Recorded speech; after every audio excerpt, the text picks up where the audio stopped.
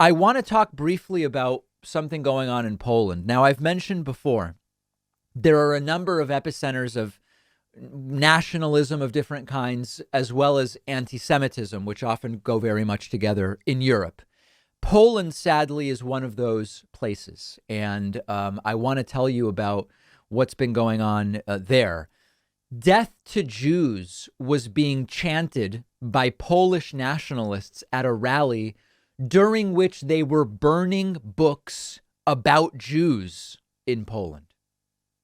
This is 2021. Polish nationalists shouted death to Jews as they burned a book representing a historic pact protecting the rights of Poland's Jews. The book burning at a rally in Kalisz, a city of about 100,000, 120 miles southwest of Warsaw, was part of a series of nationalist events last week. National Independence Day, which is the anniversary of when Poland regained sovereignty in 1918. Videos and eyewitness accounts on social media show a far-right activist whose name I'm not even going to try to pronounce, lit a red-covered book meant to symbolize the statue of Kalisz. The document, issued in 1264 by Prince Boleslaw the Pious, regulated the legal status of Jews living in Poland and afforded some protection through penalizing attacks on them. The statue served as the legal foundation for relations between non-Jews and Jews in Poland. This guy poured a flammable liquid on the book and lit it on fire. The crowd was chanting death to Jews. Some chanted no to Poland, yes to Poland. Poland is both the Hebrew language name for Poland and the name of the main Jewish museum in Warsaw. Police are studying the footage, and the EU coordinator for fighting anti-Semitism, Katarina von Schnurbein, wrote on Twitter, "These pictures send shivers down the spine."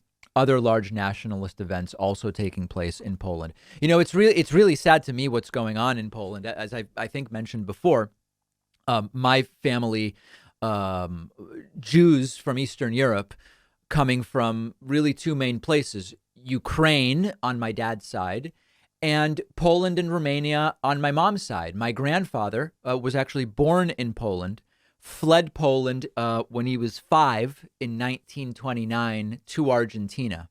And Poland is a place where the Jewish population was quite literally decimated or more through World War II. And it is still a place where there is disgusting hostility, open hostility to Jews.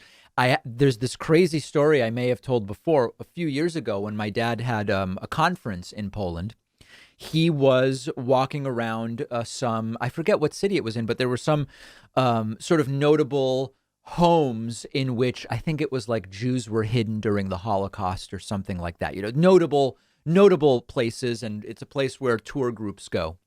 And there was a group of college students doing a survey of folks who were there. And they said to my dad, "Do you want? Can we interview you for this survey?" My dad says, "Sure."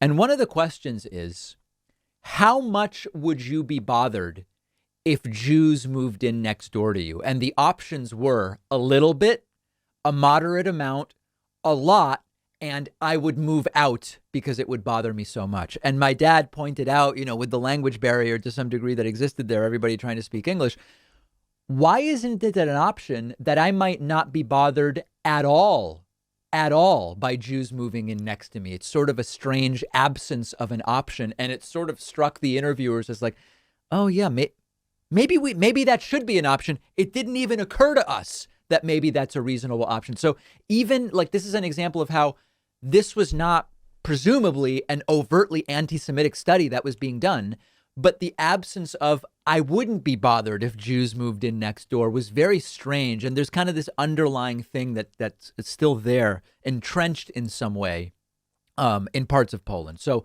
that's what's going on in Poland. We've been covering the rise of nationalism in Europe in different countries, and very, very scary stuff.